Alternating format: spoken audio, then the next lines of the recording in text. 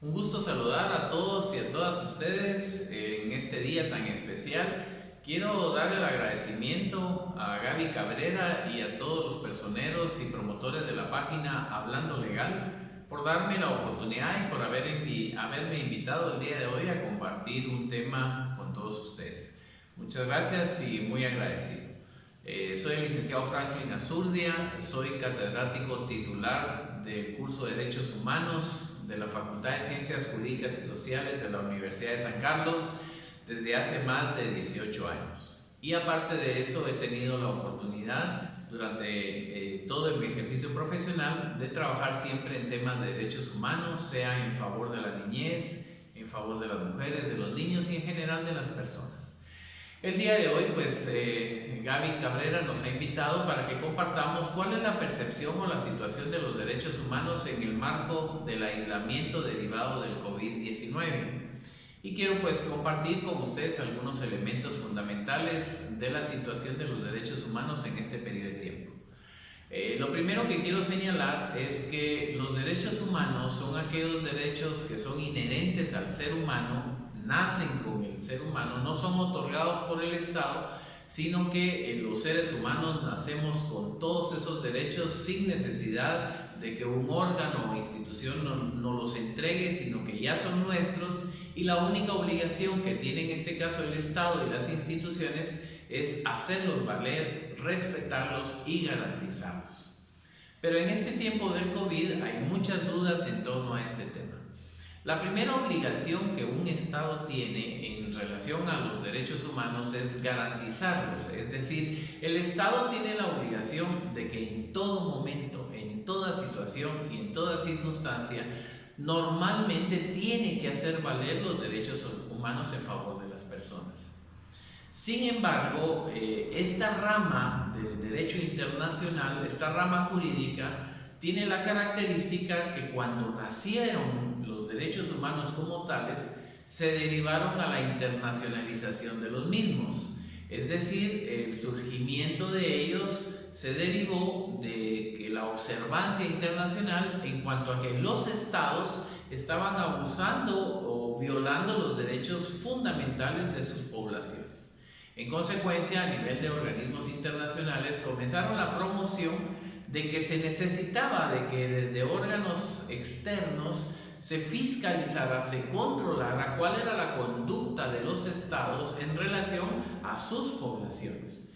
En el periodo de la Segunda Guerra Mundial, entre los años 39 al 45, se observó que los estados participantes de este conflicto, especialmente los estados agresores, cometieron muchas infracciones, muchas violaciones contra seres humanos, poblaciones enteras, arrasaron con estados, con etnias, etc.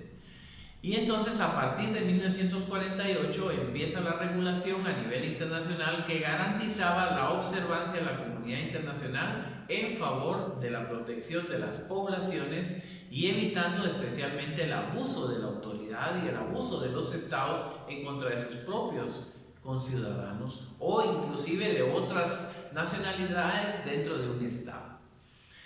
Esta circunstancia vino a determinar el nacimiento de esta rama jurídica novedosa que es básicamente conocida como los derechos humanos.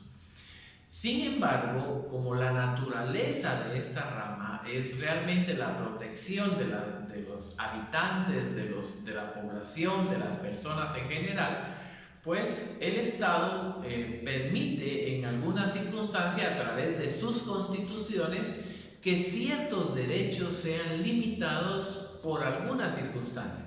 No olvidemos que en este momento el resguardo fundamental es la protección del ser humano. En consecuencia, si los derechos humanos tienen ese mandato y además de conformidad con las leyes y la Constitución, el Estado de Guatemala está organizado de tal forma que sus órganos son representativos. En este caso, nosotros debemos entender que le hemos entregado al Estado y especialmente a sus organismos la facultad para tomar decisiones en nuestro nombre, en representación nuestra.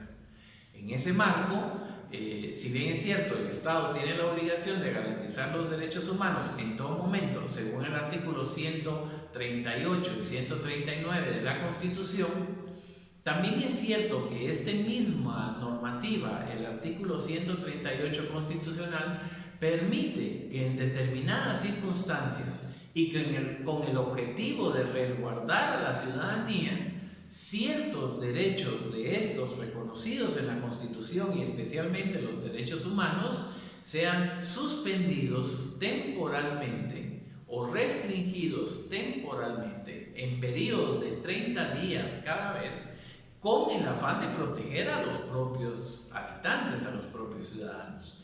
Entonces, en el ejercicio del poder de representación, la autoridad está facultada por la misma Constitución para, en esta eventualidad, suspender por periodos de 30 días ciertos de estos derechos.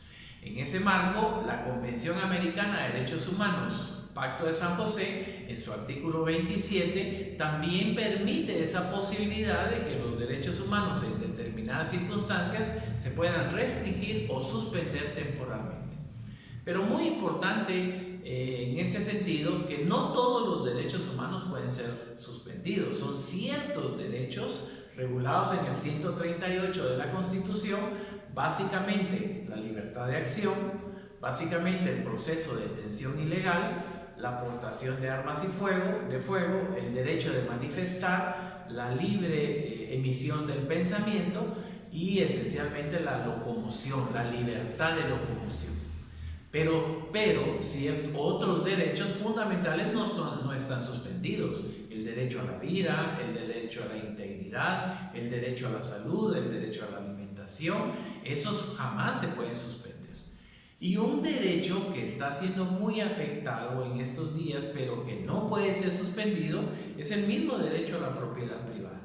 Entonces es muy importante tomar en cuenta acá que, si bien es cierto, el Estado tiene ciertas facultades para suspender temporalmente ciertos derechos, no son todos los que se pueden suspender. Y muy preocupante la actitud de muchas personas, como empresas privadas, como entidades privadas o colonias inclusive residenciales, donde sus asociaciones, sus organizaciones empiezan a suspender ciertos derechos o a intervenir más allá de lo que la ley les permite.